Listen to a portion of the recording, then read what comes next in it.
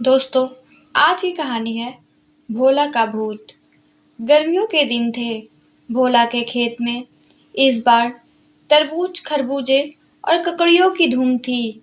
जानवरों से खेत की रक्षा के लिए उसने खेत के किनारे एक झोपड़ी डाल दी थी और रात के समय उसी झोपड़ी में सोने लगा था।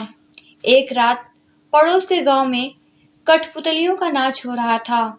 भोला को नाच देखने की इच्छा हुई, लेकिन जाए तो कैसे? खेत पर किसी के न होने से गीदड़ और दूसरे जानवर खेत को चर जाएंगे। वह सोच ही रहा था कि जटाजूटधारी एक बाबा जी उसे झोपड़ी की तरफ आते दिखाई दिए। देखकर भोला खुशी से उछल पड़ा। बाबा को झोपड़ी में बिठाकर बोला, महाराज जी, आप इस कुटिया में आराम करें। तरबूज और खरबूजों से खेत भरा पड़ा है। पेट भर उनका सेवन कीजिए और कोई गीदड़ खेत में आए तो उसे भगा दें। आधी रात के बाद मैं भी वापस लौट आऊंगा। महाराज जी को क्या चाहिए था? बोले, खुशी से जाओ, बाबा जी सब देख लेंगे। भोला के चले जाने पर बाबा जी खेत में घुसे। चुन चुन कर मीठे तरबूज, खरबूजे ले आए। पेट भर खाने के बाद चिलम बनाई और झोपड़ी के अंदर खाट पर जा बैठे। घास फूस की वह झोपड़ी अधिक ऊंची न थी। तिनके लटक कर खाट को छू रहे थे। उसके पास ही घास का एक बड़ा ढेर लगा था। तरबूजों की मिठास और खुशबू ने बाबा जी को मस्त बना दिया।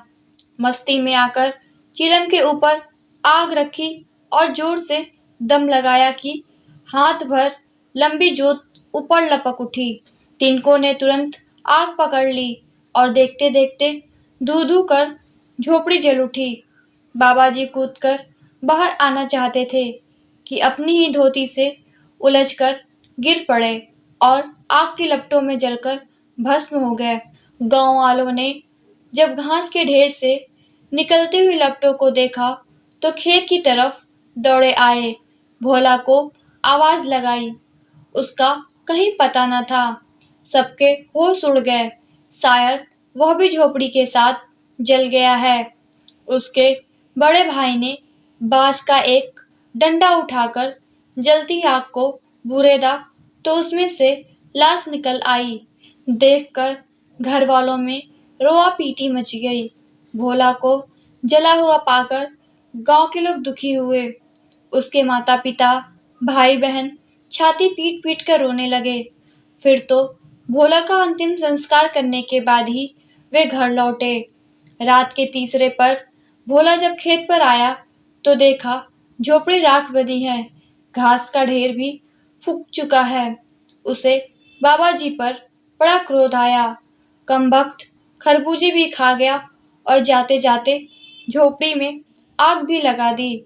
घर के लोग अब क्या कहेंगे, सोचता हुआ वो गांव की ओर चल पड़ा। जल्दी से अपनी चौपाल के पास पहुंचकर उसने देखा कि गांव के लोग शोक की मुद्रा में चुपचाप बैठे हैं। बीच में हुक्का पड़ा है और लोगों की आंखें आंसुओं से भीगी हुई हैं। वह समझ न सका कि लोग क्यों मौन बैठे हैं। चौपाल के एक किनारे पहुंचकर भोला ने अपने भाई को आवाज दी। देखते ही लोग चौंक उठे। एक ने चिलम उठाकर उस पर दे मारी। भोला कपड़े झाड़ने लगा। भूत भूत कहते हुए लोग भाला और लाठियां लेकर उसके पीछे दौड़ पड़े। मारो मारो, भूत आ गया। लोगों को अपने पीछे भागते देख भोला तीतर की चाल हो गया। भागकर अपनी जान बचाई। वह समझ न सका कि लोग क्यों उसे खदेड़ रहे हैं। जाकर अपने खेत के पास बैठ गया। सूरज उगने के साथ ही गांव का एक धोबी घाट की तरफ जा रहा था कि खेत के पास भोला नजर आया। उसे देखकर भोला उठकर उसकी ओर चल पड़ा। वह धोबी से पूछना चाहता था कि आखिर बात क्या है, गांव के लोग उससे इतने नाराज क्यों हैं। भोला को अपनी तरफ आते देख धोबी ने अपनी गठरी वहीं डाल दी और भूत भूत कहता हुआ गांव की ओर भागा। भोला सोच में पड़ गया, आखिर बात क्या है? लोगों ने उसे क्यों भूत बना दिया है?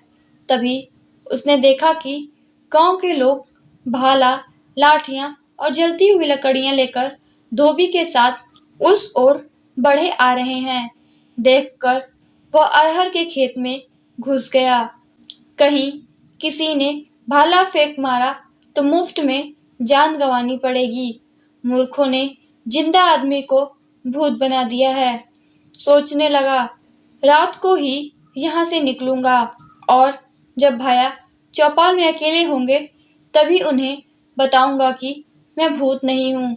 जब रात के लगभग 10 बज गए तो भोला डरते डरते गांव में पहुंचा। कोई देख न ले, छिपता छिपाता वह चौपाल के किनारे नीम की आड़ में खड़ा हो गया। मौका पाते ही भैया से बोला, भैया डरना नहीं, मैं भूत नहीं हूँ। सुनते ही भैया इतनी जोर से चीखा कि गांव वालों की नींद खुल गई। लोग आकर इकट्ठे हो गए। देखकर भोला डर गया। सोचा भागने में ही भलाई है। वह तेजी से भाग खड़ा हुआ। गांव के कुत्तों ने दूर तक उसका पीछा किया, किंतु अरहर के खेत में घुस जाने के कारण उसकी जान बच गई। पूरे गांव में दहशत छा गई। लोग परेशान हो उठे। कमबख्त स्वयं तो मरा, दूसरों के लिए मुसीबत बन गया है। भूत के डर से लोगों ने अपने काम काज छोड़ दिए। ऐसा भूत कभी नहीं देखा जो न हल जोतने दे, न कपड़े धोने दे और रात रात गांव में आकर लोगों को परेशान करे। अगले दिन गांव में कुछ सिपाहियों को लेकर एक थानेदार आया। उन्हें एक डाकू की तलाश थी। थानेदार को जब मालूम हुआ कि इस गांव में एक भूत आता है तो वह वहीं डेरा डाल दिया। सोचा शायद वह भूत न होकर वही डाकू हो जिसकी तलाश कई दिनों से हो रही है। थानेदार ने गांव वालों को बुलाकर पूछा, वह भूत लोगों को किधर घेरता है? गांव वालों ने बताया कि वह ज्यादातर अपने खेत के आसपास ही बैठा रहता है, जहां झोपड़ी में भोला जला था। थानेदार मूंछों पर ताव देते बोला, अच्छी बात है, आज रात को हम उसे पकड़ लेंगे। तुम लोग भी हमारे साथ चलना। रात हुई। चारों तरफ जब घना अंधेरा छा गया तो गांव के लोग थानेदार और सिपाहियों के साथ उस जगह जा पहुंचे। खेत पर जाकर थानेदार घोड़े से उतर गया। अपनी सुरक्षा के लिए सिपाहियों ने 2 खूंटे जमीन में गाड़कर घोड़े की पिछली दाग उनसे बांध दी ताकि वह कहीं भाग न जाए। अब वे लोग भूत की तलाश करने लगे।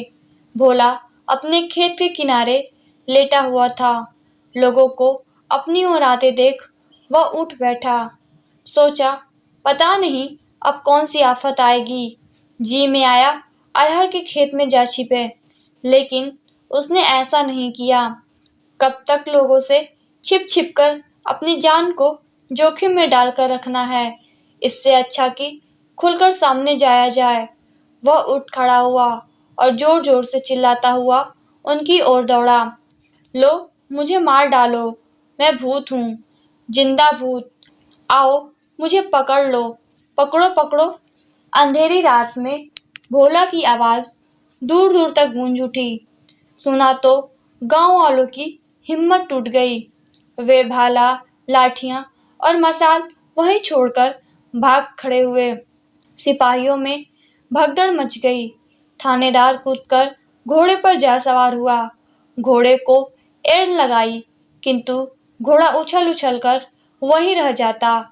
देखकर थानेदार की खिग्गी बंध गई। वह समझा कि भूत ने उसके पिछले पांव जकड़ लिए हैं, जिसके कारण घोड़ा भागने में असमर्थ है। थानेदार वहीं बेहोश हो गया। अगले दिन गांव में खबर फैल गई कि भूत ने कमाल ही कर दिया। थानेदार के घोड़े तक को जकड़ दिया है।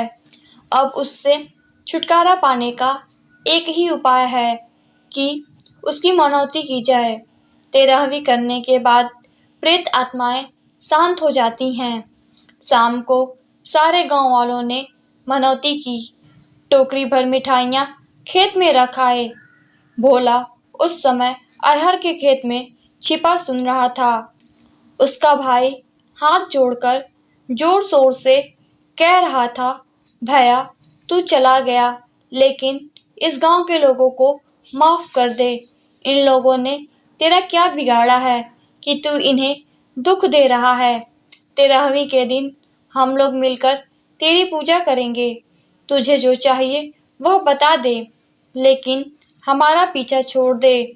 भोला इन सब बातों से परेशान हो चुका था।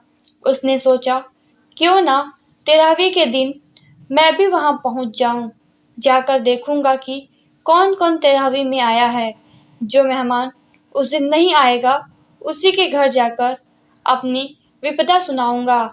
उसे बताऊंगा कि मैं भोला हूँ, मैं मरा नहीं हूँ। मेरी जगह एक बाबा जी उस झोपड़ी में जल गए थे। 13वीं के पहले आधी रात के बाद भोला चौपाल के घने नीम पर जा चढ़ा। उसी नीम की छात्र में मृतक के क्रियाकर्म के बाद मेहमानों को भोजन कराया जाने लगा। तरह तरह के पकवान परोसे जाने लगे।